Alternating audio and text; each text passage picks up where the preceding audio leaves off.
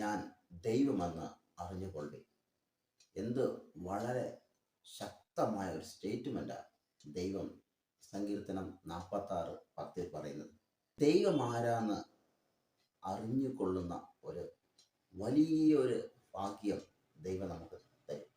എന്ന് വെച്ചാൽ ഈ ദൈവം എങ്ങനെയാണ് പ്രശ്നത്തിന് മധ്യയിൽ പ്രവർത്തിക്കുന്നത് എന്ന് നമുക്ക് കാണുവാൻ പറ്റും. ആ ദൈവത്തെ നമ്മുടെ ജീവിതത്തിൽ പ്രവർത്തിക്കുവാൻ അനുവദിക്കുമ്പോൾ ദൈവം ആരാന്ന് നമുക്ക് മനസ്സിലാക്കാൻ പറ്റും. അപ്പം ദൈവമക്കളായ നാം ഒരു പ്രശ്നം വരുമ്പോൾ പതറിപ്പോകരുത്. പ്രശ്നം വരുമ്പോൾ ദൈവസന്നിധിയിൽ പോയി കാമായിട്ടിരിക്കുക. അപ്പം കർത്താവ് നമുക്ക് വേണ്ടി പ്രവർത്തിച്ച് ആ പ്രശ്നത്തിൻ്റെ മധ്യയിൽ നമ്മളെ ജീവനുള്ളവരായി നിലനിർത്തുന്നത് എങ്ങനെ എന്ന് നമുക്ക് കാണുവാൻ കഴിയും. അതാണ് ഈ വചനം പറയുന്നത്. ഈ വചനം ധ്യാനിക്കുമ്പോഴാണ് എങ്ങനെയാണ് ഒരു മനുഷ്യൻ മിണ്ടാതിരുന്ന് ദൈവമാരെന്ന് അറിഞ്ഞത്. അതിനെക്കുറിച്ച് ബൈബിളിൽ ദൈവം എനിക്ക് കാണിച്ചു തന്ന 1-2 ഭാഗങ്ങൾ ഞാൻ നിങ്ങൾക്ക് പറഞ്ഞു തരണമെന്ന് ആഗ്രഹിക്കുന്നു. ദാനിയേലിന്റെ പുസ്തകം 6-ാം അധ്യായത്തിലേക്ക് നമുക്ക് വരാം. ഈ അധ്യായം ദാനിയേൽ എന്ന് കേൾക്കുമ്പോൾ തന്നെ നമ്മുടെ മനസ്സിൽ കടന്നു വരുന്ന ഒരു അധ്യായമാണ്. കാരണം ദാനിയേലിന്റെ ജീവിതത്തിൽ വലിയൊരു പ്രശ്നം വരികയാണ്. പ്രശ്നം എന്താണെന്ന് നമുക്ക് എല്ലാവർക്കും അറിയാം. ദാരിവേശ് രാജാവിനെ 30 ദിവസത്തേക്ക് നമസ്കരിക്കണം, ഇല്ലെങ്കിൽ അദ്ദേഹത്തിനോട് പ്രാർത്ഥിക്കണം എന്നുള്ള നിയമം ആ രാജ്യത്തിൽ നിലവിൽ വന്നു. അങ്ങനെ നമസ്കരിക്കാത്തവരെ സിംഹത്തിന്റെ കുഴിയിലേക്ക് ഇട്ടുകളയും എന്നുള്ള വലിയൊരു ശിക്ഷയും അതിൻ്റെ കൂടെ ഉണ്ടായിരുന്നു. എന്നാൽ ദാനിയേൽ ഈ പ്രശ്നത്തെ എങ്ങനെയാണ് കൈകാര്യം ചെയ്തത്? ഈ 6-ാം അധ്യായം നമ്മൾ വായിക്കുമ്പോൾ 2 വ്യക്തികളെ നമുക്ക് കാണാൻ കഴിയും. ഒന്ന് ദാനിയേൽ, വേറെ ഒന്ന് ദാരിവേശ് രാജാവ്. ഇവർ രണ്ടുപേരും ഒരു പ്രശ്നത്തിൽ കൂടെ തന്നെ കടന്നു പോകുന്ന നമുക്ക് കാണാൻ പറ്റും. ഇവർ രണ്ടുപേരും ഈ പ്രശ്നത്തെ എങ്ങനെയാണ് കൈകാര്യം ചെയ്തത്? ഒരിക്കലും ദാരിവേശ് രാജാവ് ദൈവത്തെ സ്വീകരിച്ച് ദൈവത്തിന്റെ പൈതലല്ല. എന്നാൽ ഇന്ന് ഈ വചനം ധ്യാനിക്കുമ്പോൾ കർത്താവ് എന്നോട് സംസാരിച്ച കാര്യം, നാം ഒരു പ്രശ്നത്തെ ദാരിവേശ് രാജാവ് പോലെയാണോ കൈകാര്യം ചെയ്യുന്നത്, അല്ലെങ്കിൽ ദാനിയേലിനെ പോലെയാണോ കൈകാര്യം ചെയ്യുന്നത്? ദൈവം ആഗ്രഹിക്കുന്നത് ദാനിയേൽ കൈകാര്യം ചെയ്ത പോലെ നാം ചെയ്യണമെന്ന്.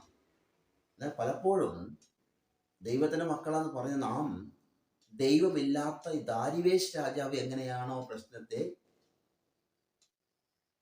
മാറ്റിക്കളയാൻ ശ്രമിച്ചത്, അതേപോലെ ശ്രമിക്കുന്നതായിട്ട് നമുക്ക് കാണുവാനായിട്ട് കഴിയും. അതിന്റെ പ്രശ്നം അതിൻ്റെ 6-ാം അധ്യായം 13-ാം വാക്യത്തിൽ പറയുന്നു, അതിന് അവർ രാജസന്നിധിയിൽ രാജാവേ, യഹൂദ പ്രവാസികളിൽ ഒരുത്തനായ ദാനിയേൽ തിരുമേനിയാകട്ടെ തിരുമനസ്സുകൊണ്ട് എഴുതിച്ച വിരോധകൽപ്പനയാകട്ടെ കൂട്ടാക്കാതെ ദിവസം 3 പ്രാവശ്യം അപേക്ഷ കഴിച്ചു വരുന്നു എന്ന് ഉണർത്തിച്ചു. അപ്പം ദാനിയേൽ ഈ നിയമം വന്നിട്ടും ദാനിയേൽ ആരാധിച്ച് ദൈവസന്നിധിയിൽ പോയി ദൈവത്തിനോട് പ്രാർത്ഥിക്കുന്ന ദാനിയേലിനെയാണ് കാണുന്നത്. അത് അവർക്ക് കുറ്റമായിട്ട് കണ്ടതുകൊണ്ട് ദാനിയേലിനെ രാജാവിൻ്റെ അടുത്ത് കുറ്റപ്പെടുത്തുക. എന്നാൽ ഇതിന്റെ ശിക്ഷ സിംഹത്തിന്റെ കുഴിയിൽ ഇടുക എന്നുള്ളത് തന്നെയാണ്. എന്നാൽ ദാരിവേശ് രാജാവിന് ഈ ദാനിയേലിന് വളരെ കാര്യമായിരുന്നു. ഒരു വിശ്വസ്തനായ ഒരു ദാസനായിരുന്നു ദാനിയേൽ. അതുകൊണ്ട് ഈ ദാരിവേശ് രാജാവ് ഈ ഒരു കുറ്റം ദാനിയേലിന്റെ പേരിൽ ഉണ്ട് എന്ന് കേട്ടപ്പോൾ ദാരിവേശ് രാജാവ് എന്താ ചെയ്തത്? അതിന്റെ 14-ാം വാക്യത്തിൽ പറയുന്നു, രാജാവ് ഈ വാക്ക് കേട്ടപ്പോൾ അത്യന്തം വ്യസനിച്ചു ദാനിയേലിനെ രക്ഷിക്കുവാൻ മനസ്സുവെച്ച് അവനെ രക്ഷിക്കുവാൻ സൂര്യൻ അസ്തമിക്കുവോളം പ്രയത്നം ചെയ്തു. അപ്പം രാജാവിനും ടെൻഷനായി. ദാനിയേലിന്റെ പ്രശ്നം ഇപ്പൊ അതേപോലെ രാജാവിന് വന്നു. എങ്ങനെയെങ്കിലും ഈ ദാനിയേലിനെ ഈ ഒരു പ്രശ്നത്തിൽ നിന്ന് രക്ഷിക്കണമെന്ന് രാജാവ് ചിന്തിച്ചു. ഒരിക്കലും രക്ഷിക്കാൻ പറ്റത്തില്ല. കാരണം അന്നത്തെ കാലത്ത് രാജാവ് ഒരു നിയമം എഴുതി കഴിഞ്ഞാൽ രാജാവിനെ കൊണ്ട് പോലും മാറ്റുവാൻ കഴിയത്തില്ല. എന്നാലും ദൈവം അനുവദിച്ച പ്രശ്നത്തെ മാറ്റാനായിട്ട് നമ്മൾ എന്ത് ചെയ്യുക? പ്രയത്നിക്കുന്നതായിട്ടാണ് കാണുന്നത്. ഇവിടെ 18-ാം വാക്യത്തിൽ രാജാവ് ചെയ്ത ഒരു കാര്യമുണ്ട്. പിന്നെ രാജാവ് രാജസന്നിധിയിൽ ചെന്ന് ഉപവസിച്ചു, രാത്രി കഴിച്ചു. അവന്റെ സന്നിധിയിൽ വെപ്പാട്ടികളെ കൊണ്ടുവന്നില്ല, ഉറക്കും അവനെ വിട്ടു. അപ്പം ഉപവസിച്ച് പ്രാർത്ഥിക്കുക. എന്തിനാ? ആ പ്രശ്നം മാറാൻ വേണ്ടി. ഇന്ന് പലപ്പോഴും ദൈവമക്കൾ ഈ കാര്യം ചെയ്ത് എന്ന് വെച്ചാൽ ദൈവം മക്കളുടെ ജീവിതത്തിൽ അനുവദിക്കുന്ന പ്രശ്നത്തെ എൻ്റെ പ്രയത്നം കൊണ്ട് മാറ്റാനായിട്ട് ശ്രമിക്കുന്ന ഒരു ദൈവമക്കളെയാണ് നമുക്ക് കാണുവാൻ കഴിയുന്നത്. അതിനുവേണ്ടി ഉപവാസം എടുക്കുന്നു. ഒരു ദിവസം ഉപവാസം, 3 ദിവസം ഉപവാസം, 7 ദിവസം ഉപവാസം. എന്തിനാണെന്ന് വെച്ചാൽ ദൈവം അനുവദിച്ച പ്രശ്നം, അത് രോഗമായിക്കോട്ടെ, ഇല്ലെങ്കിൽ മറ്റ് കടഭാരമായിക്കോട്ടെ, മറ്റ് എന്ത് പ്രശ്നമായിക്കോട്ടെ, ഇതിനെ എൻ്റെ ഉപവാസം കൊണ്ട് ഞാൻ മാറ്റിയെടുക്കും, എൻ്റെ പ്രാർത്ഥന കൊണ്ട് ഞാൻ മാറ്റിയെടുക്കും. എൻ്റെ പ്രയത്നം, രാജാവ് സൂര്യൻ അസ്തമിക്കുന്നവരെ ഈ പ്രശ്നം മാറാൻ വേണ്ടി പ്രയത്നിച്ചതുപോലെ എൻ്റെ കഴിവ് കൊണ്ട്, എൻ്റെ പ്രാർത്ഥന മികവ് കൊണ്ട്, ഞാൻ ഉപവസിച്ച് കഴിഞ്ഞാൽ ദൈവം എന്നിൽ തന്ന പ്രശ്നത്തെ മാറ്റും എന്ന് ചിന്തിക്കുന്ന ഒരു തെറ്റായ വിശ്വാസം. ഉപവസിക്കുന്നത് തെറ്റല്ല, പ്രാർത്ഥിക്കുന്നതും തെറ്റല്ല. എന്നാൽ അതിനു മുമ്പായിട്ട് കർത്താവ് എന്തിനാണ് ഈ പ്രശ്നം എൻ്റെ ജീവിതത്തിൽ അനുവദിച്ചത് എന്നുള്ള ഒരു ചിന്ത നമ്മളിൽ കടന്നു വരേണ്ടത് വളരെ പ്രധാനപ്പെട്ട ഒരു കാര്യമാണ്. ഒരു ദൈവമക്കളുടെ ജീവിതത്തിൽ ദൈവം എന്തിനാ പ്രശ്നങ്ങളെ അനുവദിക്കുന്നത്? എഫേസ്യർ അതിൻ്റെ 3-ാം അധ്യായം 16-ാം വാക്യത്തിൽ ഇങ്ങനെ പറയുന്നു, അവൻ തൻ്റെ മഹത്വത്തിൻ്റെ ധനത്തിന് ഒത്തവണ്ണം അവൻ്റെ ആത്മാവിനാൽ നിങ്ങൾ അകത്തെ മനുഷ്യനെ സംബന്ധിച്ച് ശക്തിയോടെ ബലപ്പെടേണ്ടത്. ഓക്കെ, കർത്താവ് നമ്മുടെ ജീവിതത്തിൽ അനുവദിക്കുന്ന പ്രശ്നത്തിന് ദൈവത്തിന് വലിയൊരു പർപ്പസ് ഉണ്ട്. എന്നാന്നറിയാവോ? നമ്മുടെ അകത്തെ മനുഷ്യൻ സ്ട്രോങ് ആകാൻ, ഇനി ഒന്നും കൂടെ കുറച്ചുകൂടെ ദൈവത്തിൽ സ്ട്രോങ് ആകാൻ. അതിനാണ് കർത്താവ് ഓരോ പ്രശ്നങ്ങളിലൂടെ നമ്മളെ കടത്തിവിടുന്നത്. അകത്തെ മനുഷ്യൻ സ്ട്രോങ് ആയി ഒന്നുകൂടെ കർത്താവിൽ ഉറച്ചു നിൽക്കാൻ വേണ്ടി. എന്നാൽ ഇന്ന് നമ്മൾ അത് മറന്നുപോയി. പ്രശ്നം വരുമ്പോൾ തന്നെ പതറിപ്പോയി ഉപവാസം, പ്രാർത്ഥന, എങ്ങനെ ഈ പ്രശ്നം മാറ്റണം. കൊരിന്ത്യർ 10-ാം അധ്യായം 13-ാം വാക്യത്തിൽ ഇങ്ങനെ പറയുന്നു, മനുഷ്യർക്ക് നടപ്പല്ലാത്ത പരീക്ഷ നിങ്ങൾക്ക് നേരിട്ടില്ല, ദൈവം വിശ്വസ്തൻ, നിങ്ങൾക്ക് കഴിയുന്നതിന് മീതെ പരീക്ഷ നേരിടുവാൻ സമ്മതിക്കാതെ നിങ്ങൾക്ക് സഹിക്കുവാൻ കഴിയേണ്ടതിന് പരീക്ഷയോട് കൂടെ അവൻ പോക്കുവഴിയും ഉണ്ടാകും. നോക്കിക്കേ, അപ്പം നമുക്ക് സഹിക്കാൻ പറ്റുന്ന പ്രശ്നങ്ങളെ നമ്മുടെ ജീവിതത്തിൽ ദൈവം അനുവദിക്കത്തുള്ളൂ.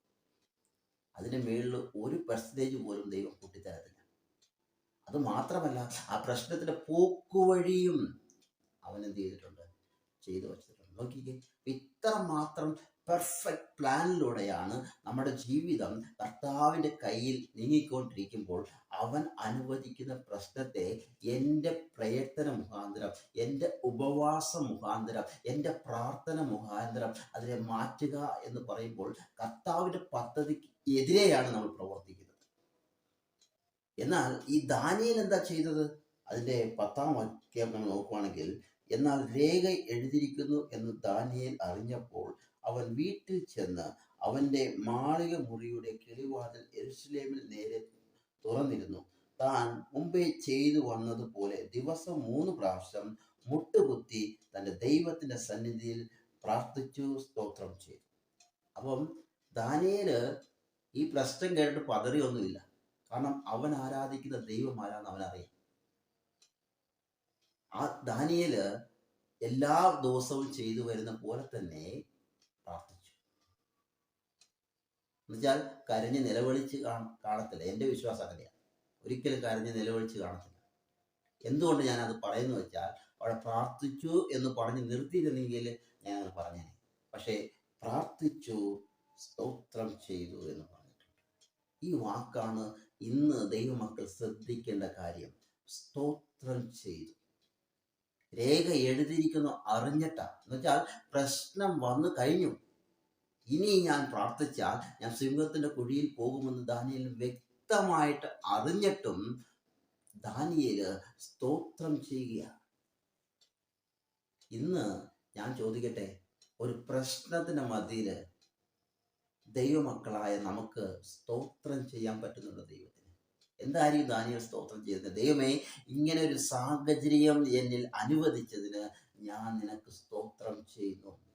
ദൈവമേ, ഇങ്ങനെ രോഗം എനിക്ക് തന്നതിന്, അല്ലെങ്കിൽ രോഗത്തിൻ്റെ ആ വഴിയിലൂടെ എന്നെ കടത്തി വിടുന്നതിന്, അല്ലെങ്കിൽ കടഭാരത്തിൻ്റെ വഴിയിലൂടെ എന്നെ കടത്തി വിടുന്നുണ്ട്, അല്ലെങ്കിൽ ഇങ്ങനത്തെ ഒരു പ്രശ്നത്തിൻ്റെ മധ്യയിൽ എന്നെ കടത്തി വിടുന്നുണ്ട്, അതിനായിട്ട് ദൈവത്തിന് സ്തോത്രമെന്ന് പറയാനുള്ള ധൈര്യമുണ്ടോ?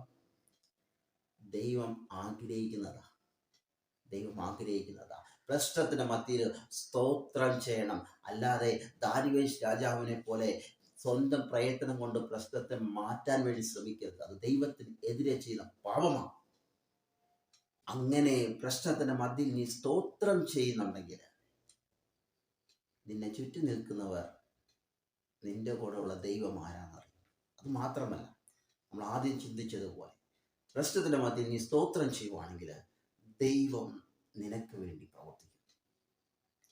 പ്രശ്നത്തിന്റെ മധ്യയിൽ സ്തോത്രം ചെയ്യുന്നവർ അവരുടെ ജീവിതത്തിലുള്ള പ്രശ്നത്തെ ദൈവത്തിന്റെ കയ്യിൽ കൈകാര്യം ചെയ്യാൻ കൊടുക്കുന്നതിൻ്റെ അർത്ഥം ദൈവം പ്രവർത്തിച്ച് അവൻ ആരാന്ന് തെളിയിക്കും. ഇവിടെ അങ്ങനെ ഒരു അവസരമാണ് ദാനിയേൽ കൊടുക്കുന്ന ദൈവത്തിന്. എന്താണെന്നറിയാമോ? ദൈവത്തിന് പ്രവർത്തിക്കുവാനുള്ള അവസരം കൊടുക്കുക. സ്തോത്രം ചെയ്യുന്നു. അങ്ങനെ സ്തോത്രം ചെയ്തുകൊണ്ട് ആ രാജാവ് ദാനിയേലിനോട് പറയുകയാണ്, നീ ഇടവിടാതെ സേവിച്ചു വരുന്ന നിന്റെ ദൈവം നിന്നെ രക്ഷിക്കും എന്ന് കൽപ്പിച്ചു. ഗുഹയ്ക്കകത്ത് ഇട്ട് കഴിഞ്ഞ് ആ രാജാവ് തന്നെ പറയുക. അപ്പൊ നമ്മുടെ ചുറ്റും നിൽക്കുന്നവർ മനസ്സിലാക്കും നാം ആരാധിക്കുന്ന ദൈവം ആരാധന. ഞാൻ സ്തോത്രം ചെയ്യുമ്പോൾ, പ്രശ്നത്തിന് മധ്യം ഞാൻ സ്തോത്രം ചെയ്യുമ്പോൾ എന്നെ ചുറ്റും നിൽക്കുന്നവർ മനസ്സിലാക്കും ഞാൻ ആരാധിക്കുന്ന ഒരു ജീവനുള്ള ദൈവം ഉണ്ട് എന്ന്. അപ്പൊ എന്തിനു വേണ്ടിയാണ് എനിക്ക് പ്രശ്നം വന്നത്? ഒറ്റ കാര്യമാണ്, ആ പ്രശ്നത്തിന് മധ്യയിൽ എൻ്റെ കർത്താവിനെ എനിക്ക് ഉയർത്തി കാണിക്കണം. എൻ്റെ കൂടെ ജീവനുള്ള ദൈവമുണ്ടെന്ന് മറ്റുള്ളവർ മനസ്സിലാക്കണം. എൻ്റെ കർത്താവ് എനിക്ക് വേണ്ടി പ്രവർത്തിക്കുന്നത് മറ്റുള്ളവർ കാണണം. ഇതൊക്കെയാണ് നാം ചെയ്യേണ്ട ഉത്തരവാദിത്വം.